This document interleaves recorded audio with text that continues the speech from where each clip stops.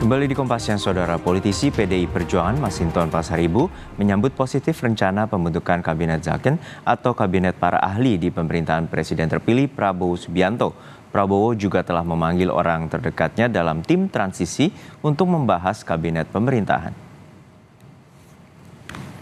Presiden terpilih Prabowo Subianto akan membentuk kabinet yang diisi profesional di bidangnya atau Zakon Kabinet.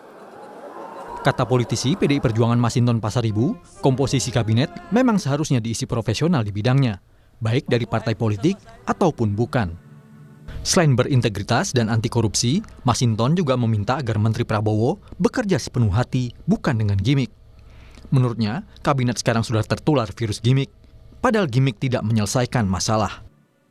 Background-nya profesional dan bekerja memiliki profesionalitas yang tinggi dan punya integritas, dan tentu semangatnya harus anti korupsi. Bekerja sepenuh hati, tidak dengan gimmick. Nah, karena juga kita lihat ya banyak pada ketularan virus gimmick. Ya. Jadi dari mulai Pak Mulnya kena gimmick, kabinet menterinya juga kena gimmick gitu ya. Gimik itu dia tidak bisa menyelesaikan persoalan mendasar bangsa kita selain dia menyajikan kepalsuan dan kebohongan. Pengamat politik Ujang Komarudin memperkirakan kabinet Prabowo Gibran akan gemuk.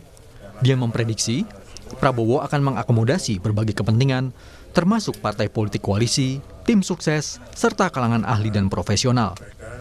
Kombinasi dari berbagai elemen tersebut akan mempengaruhi postur kabinet. Lihatnya ya kabinet Prabowo Gibran akan sedikit gemuk ya, akan mengakomodasi banyak kepentingan, baik dari partai politik ya tentu tim sukses Pak Prabowo, lalu juga tentu kalangan ahli atau kalangan profesional. Ya kombinasi mix ya, orang partai, lalu tim sukses, lalu juga ahli atau profesional itu akan mengisi warna-warni kabinet Prabowo Gibran. Ya itu hak prerogatif, hak full ya dari Pak Prabowo.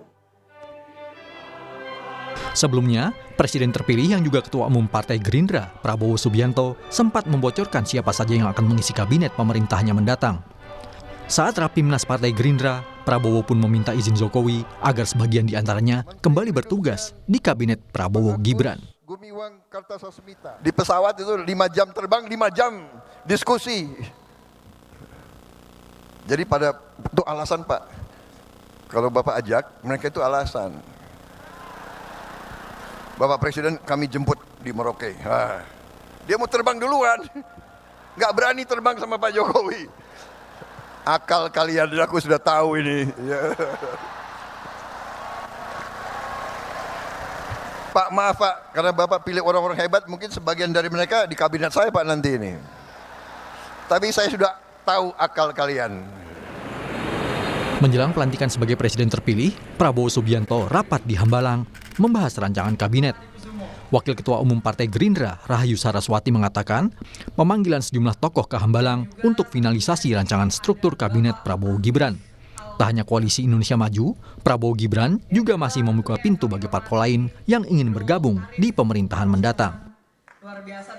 Masih mempersiapkan detik-detik terakhir untuk membentuk tim transisi yang lebih matang lagi untuk ke depannya dalam arti tentunya adalah program-program ke depan dan juga struktur kabinet yang masih dirancang. Ini bukan hanya internal ya, karena banyak yang mungkin berpikir oh ini hanya di Gerindra saja Pak, tapi selalu kita bersama-sama terutama dengan Koalisi Indonesia Maju dan juga semua partai-partai yang tetap ingin bergabung, karena Pak Prabowo seperti waktu di akhir Rapimnas yang lalu di apel kader menyampaikan kita harus bisa maju ke depan bersama.